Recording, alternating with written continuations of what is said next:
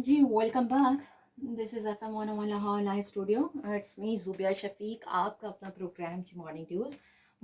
तो आज हम बात कर रहे हैं जी डिप्रेशन के ऊपर, और हमें ऑफ द ईयर एक कॉल आई एहसन साहब की, और वो क्या कह रहे हैं, उनका आपसे क्वेश्चन है, वो ये है कि जब हम डिप्रेशन से रेलिवेंट मेडिसिन लेते हैं तो उसमें मतलब जो मेडिसिन दी जाती हैं वो मेडिसिन बहुत लॉन्ग टर्म होती है। अगर उसको छोड़ा जाता है पेशेंट तो ठीक हो जाता है, लेकिन जब वो उस मेडिसिन को छोड़ता है तो फिर वो कहते हैं कि झटके लगना शुरू हो जाते हैं, मेंटली तौर पे वो टॉर्चर रहता है।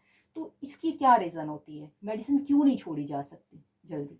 अच्छा, इसमें जो डिप्रेशन हो या कोई और भी साइकोलॉजिकल इशू हो, जब उसकी मेडिसिन ली जाती है तो उसके पीछे जो कंसेप्ट होता है वो ये होता है कि उस मेडिसिन के ज़रिए ब्रेन में कुछ न्यूरोट्रांसमीटर्स होते हैं, ठीक है। उनको इंक्रीज़ किया जाता है या उनको मैनेज किया जाता है ठीक है। कि वो उस लेवल पे आ जाए जब आपकी नॉर्मल फंक्शनिंग हो जाए। ठीक है। तो जब आप डिप्रेशन की मेडिसिन लेते हैं और हम्म। उसके ज़रिए वो केमिकल, सपोज़ के सेरोटोनिन एक होता है, हम्म। वो बेहतर होना शुरू हो गया और आपके डिप्रेसिव सिम्टम्स कम हो गए या ख़त्म हो गए, तो उस वक्त पर ब्रेन आदी हो जाता है एक्सटर्नल एक फैक्टर का कि उस दवाई के ज़रिए ही वो वर्क कर रहा होता सेरोटोनिन है। बेहतर होगा। हम्म। अब सपोज़ आपने 6 महीने दवाई ली, साल दवाई ली, आपका जहन उस दवाई के साथ एडजस्ट हो चुका है। हम्म।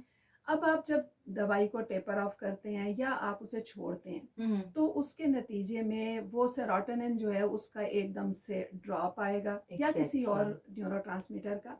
तो उसकी वजह से प्रॉब्लम्स क्रिएट होते हैं, ये जो झटके पड़ते हैं या कोई और सिम्टम्स कई हम्म। लोगों को होते हैं, उसकी मेन वजह ये होती है। ठीक है। इसी वजह से साइकेट्रिस्ट जब भी दवाइयाँ देते हैं और लॉन्ग टर्म देते हैं, हम्म। तो फिर वो उसकी माइनर डोज करके उसे टेपर ऑफ करके आहिस्ता आहिस्ता बहुत महीनों में उसको ख़त्म करते मतलब हैं। आहिस्ता-आहिस्ता वो कम करते हैं, ग्रेजुअली कम की जाती है, ना बिल्कुल, कि एकदम से उसको कम किया जाए। बिल्कुल। और इसके साथ-साथ जो अब इस वक़्त पे प्रैक्टिस है वर्ल्ड वाइड, हुँ, हुँ। वो ये है कि जब आप सपोज़ कि डिप्रेशन बहुत एक्सट्रीम लेवल का है, सिवियरिटी बहुत हाई है हुँ, हुँ। और आपने मेडिसिन लेनी है, मजबूरी है आपकी, हुँ, हुँ। तो आप मेडिसिन फ्यू मंथ्स सपोज़ के 2 से 3 महीने आप लेते हैं। हुँ, हुँ। फिर उसके बाद आप थेरेपी शुरू करते हैं।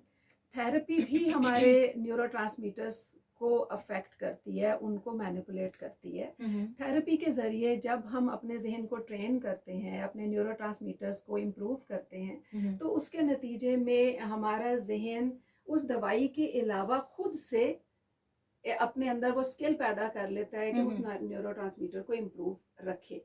ठीक है। तो फिर उस वक़्त पर जब वो दवाई को कम करते हैं, थेरेपी ले रहे होते हैं, तो फिर जो उसके सिम्पटम्स होते हैं, उसको छोड़ने के सिम्पटम्स हुँ, जैसे हुँ। झटके लगना या कोई और, हुँ, तो हुँ। वो सिम्पटम्स उनको नहीं होते हुँ, और हुँ। वो आसानी से दवाई को छोड़ पाते हैं।